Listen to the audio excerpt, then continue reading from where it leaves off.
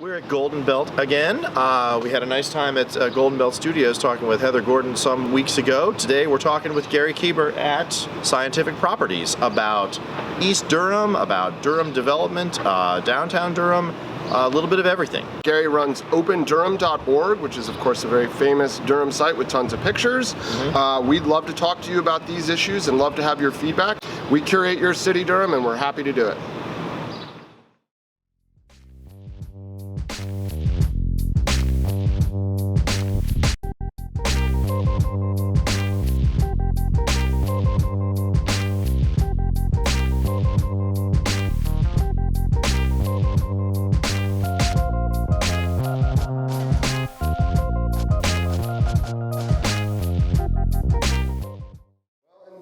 We are on sites in the city. Welcome to Gary Kueber of Open Durham. He's great, generously letting us use his space. My partner in crime, Chris Vitiello. Find him on Twitter, Vitiello. Josh Hart of Made with Heart, standing behind the camera. And of course, I'm Aaron Mandel, the editor of the Clarion content. You can follow our YouTube channel, find us on Instagram. We're back out at Golden Belt today to talk with Gary because so much is happening in Durham and Durham development specifically, and Gary is an expert, the man who founded Open Durham back when it was called Endangered Durham and was still a blogger, like Clarion content, started out as a blogger. And he's a wealth of resource, not just all those amazing photographs you find, but lots and lots of information about Durham itself. And welcome, Gary. We just really appreciate it to have you on. Yeah, thanks, Aaron. Thanks for taking time for us today. Yeah, for sure. I mean, we hear you're in so many different things. I think I was actually at a wedding not that long ago where someone told me they were doing a mapping project for you that was going across country even, right? Oh, cool. Yeah. God only knows. Not sure what that's referencing, but I'm always tinkering with Open Durham, so it might be related to one of those. Gary does. Right. And I think do people know that it's publicly sourced mostly, that you're encouraging people to, I mean, how's that coming? The last time we sat and had one of these conversations on the podcast, Open Durham looked great, but you felt like you wanted even more input from the public, as I recall. Yeah, it's not really, that's piece of it has never really come to fruition, I would say, unfortunately. Durham. And it's it's an interesting thing of how you get people to buy into crowdsourcing stuff. I do a lot of genealogical work on a platform called WikiTree, which is not affiliated with Wikipedia but just uses the wiki software, where you get people buying in the notion of creating kind of a collective resource a la Wikipedia. But you realize how challenging it really is to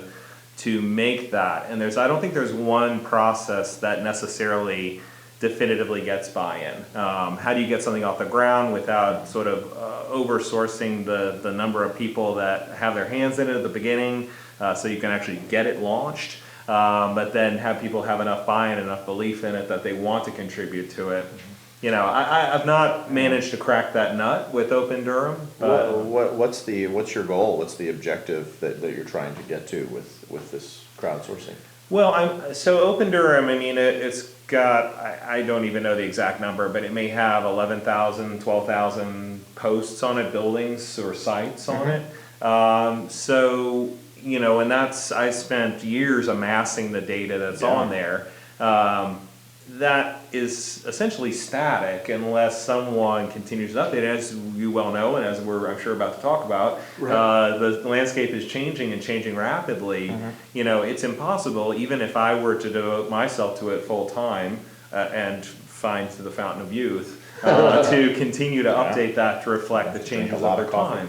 So so the idea would be is that, you know, one person lives in one block, they see a house gets changed or torn down, or a new house gets built, or a new thing happens, or whatever. I mean, I added a whole layer to do monuments and all that stuff as well. There's things happening all the time. Ideally, people get in there, change something, add it from their very sort of on the ground, fine detail knowledge that even someone who spends all their time around the city couldn't possibly keep up with. Yeah, how do you spread that spirit of documentation in your own purview? Yeah.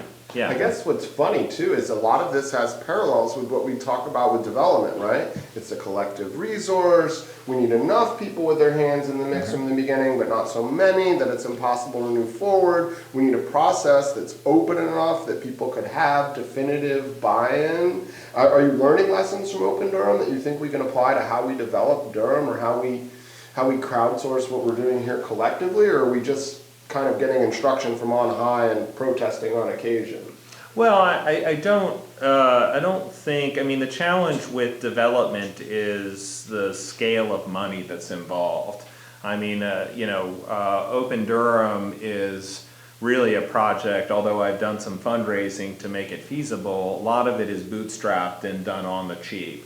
I think it's great if we could come up with models to do that kind of crowdsourcing, but building construction development is extremely expensive, and that's what lies at the root of a lot of problems, is that you would be hard pressed to crowdsource from a broad swath of the community and be able to build much of anything. Right. And I'm not going to say that's blanket, that's infeasible, you can't do that, but unless you've got, even in that mix, some big ticket folks who are pretty well off who decide to give to it, you're going to run out of funds pretty quickly, even for a small structure. So do the people who don't have any funds, do they get to weigh in Durham, and should they? I mean, I know they periodically do those urban design studios, I think they call them, but frequently, I don't know, Chris and I have talked about this, they feel fairly ex post facto.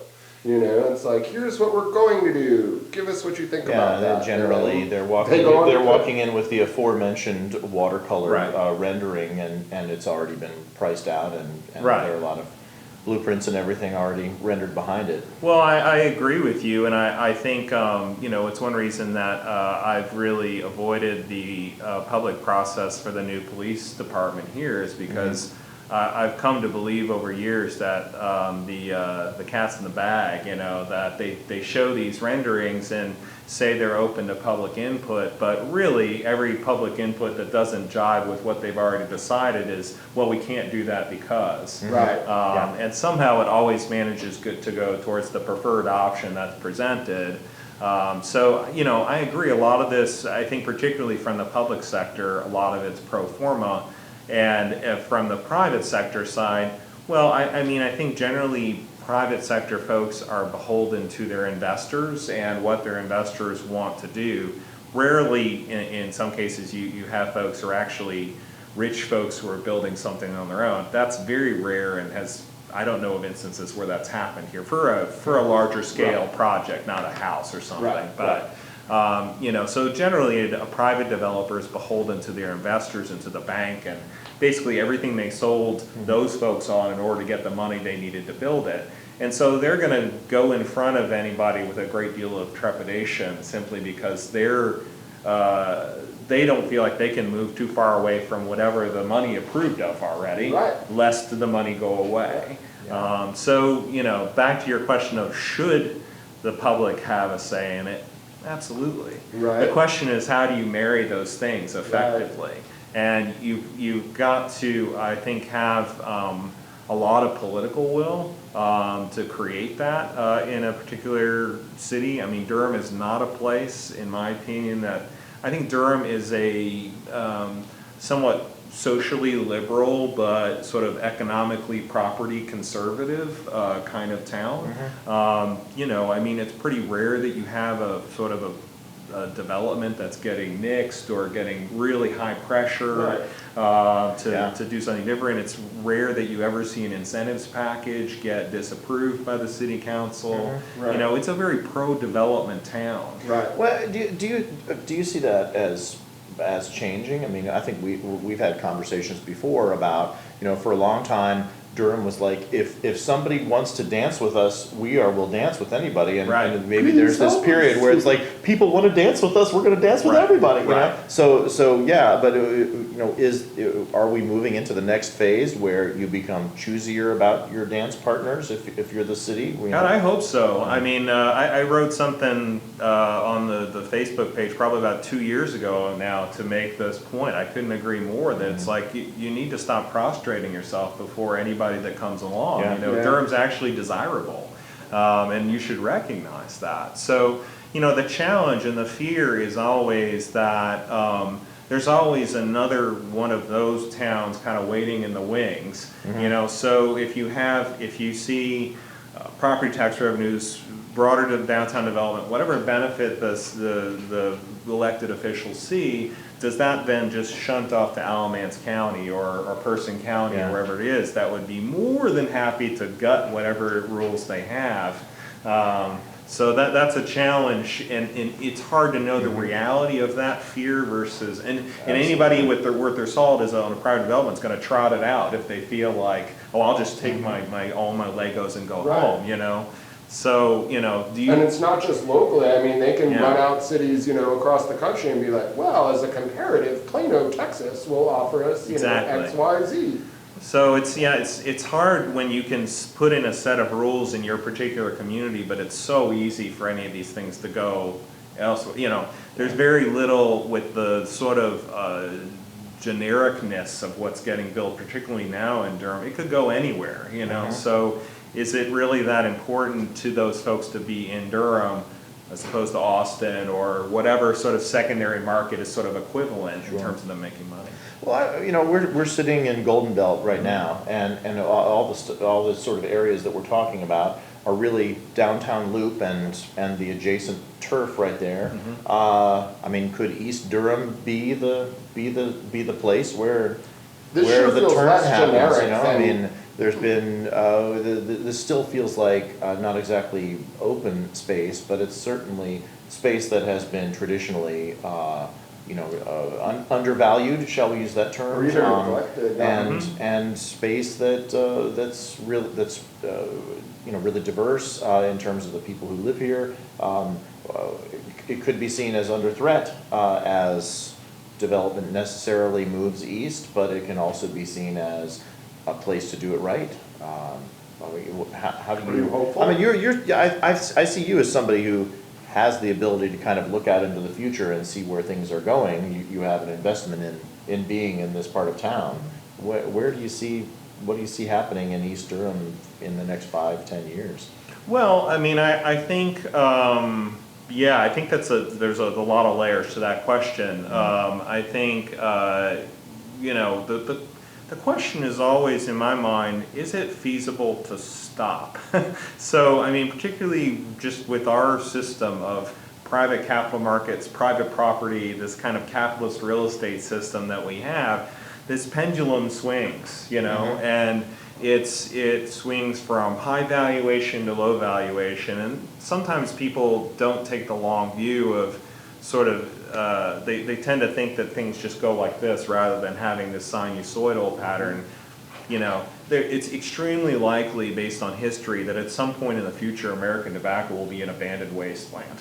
That's just what happens historically, is that things go up and then for some reason they crash down, whether that's environmental or economic or famine or locusts or whatever it is. I remember when South Square Mall was Durham's gem. Right.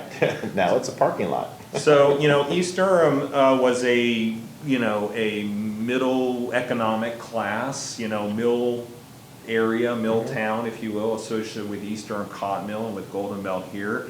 I wouldn't say it was a wealthy or prosperous area, but it was not a deeply impoverished area.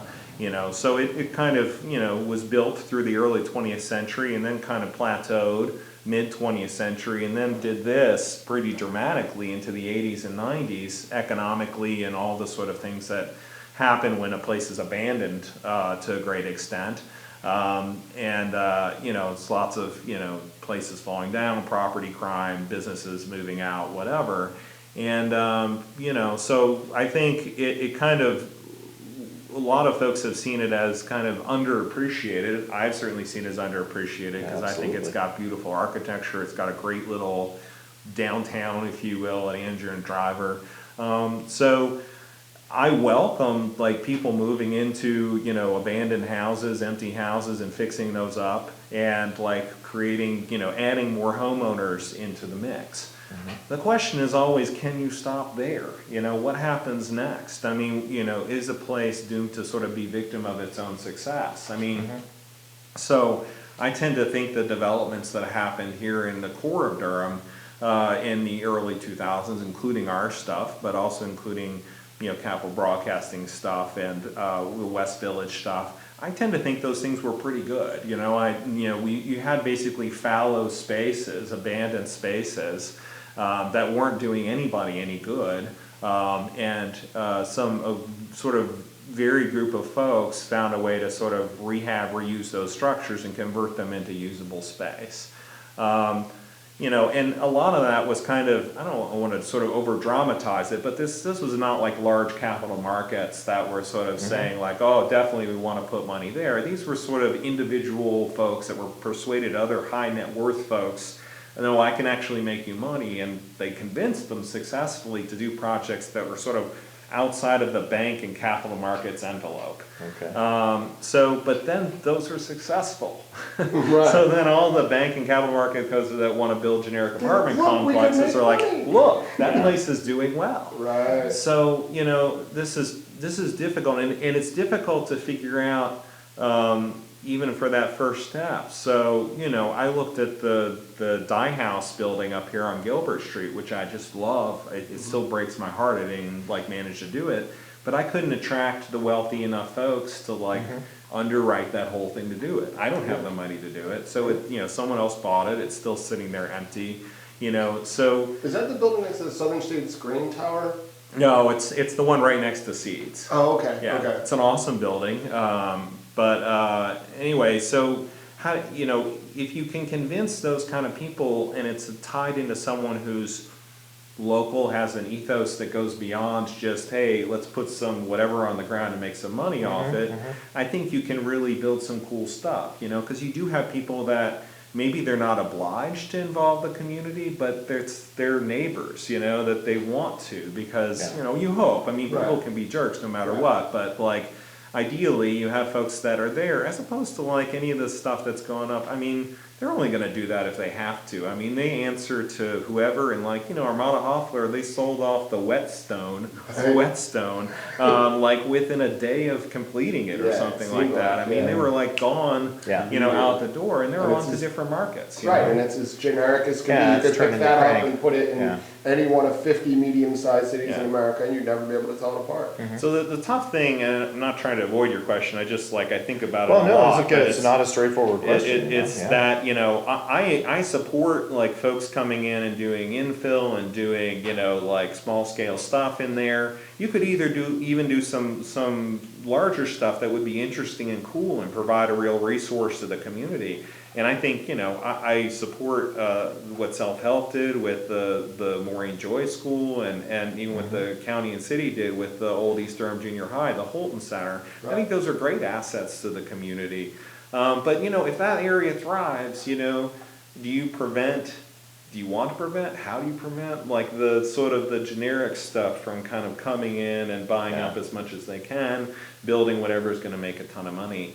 If those succeed, then there's going to be more behind them, adding more stuff. So, I think that's a much bigger question of the political system, the private ownership, kind of what political will does a place have to take its chances with putting more significant restrictions on development, and being willing to sort of pay the price. I mean, I think, Chapel Hill seems to be somewhat rebounding. I don't know it as well, but it's been knocked for the last, 15 years because of its development restrictions. So and the way Franklin Street is just the sort of face of that, the way that corridor has changed from a sort of independent businesses to big box generic businesses, Yeah. and that's just the sort of indicator that we've been dissing Chapel Hill for these 15 years. Yeah, yeah.